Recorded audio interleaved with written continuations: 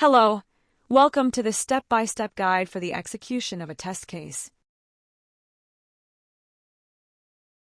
Log into the application with the given credentials. Once you are successfully logged in, you will see the dashboard. Click on Run Test Case. Choose the customer. Choose the particular instance on which you want to run the test case. Select the module. You will see all the test cases available for this module.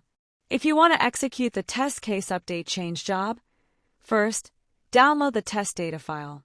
Download and update the test data file with the required details. Once you have updated the required fields, refer to the video on how to update the test data for a particular test case. Then select the test case and click on Run Test Case. To execute any test case, you must provide test data. Upload the updated test data file. Choose the browser on which you want to view the execution. If you want to see the live execution, keep grid mode on. Click on Submit.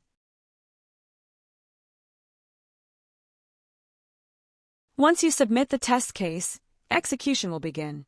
You will receive notifications regarding the test case execution. 2 notifications will be triggered. Start notification indicates the test case execution has started. Completion notification indicates when the test case execution is completed.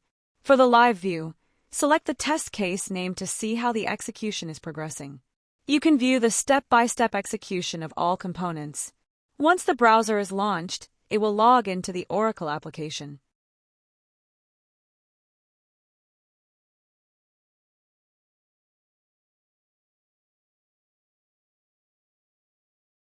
While executing the live view, you can see the Excel data.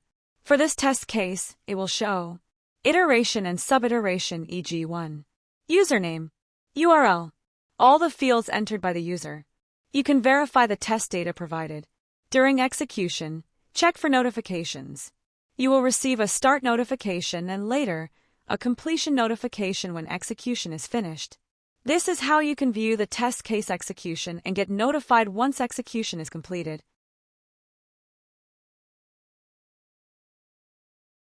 This is the live view of the execution process.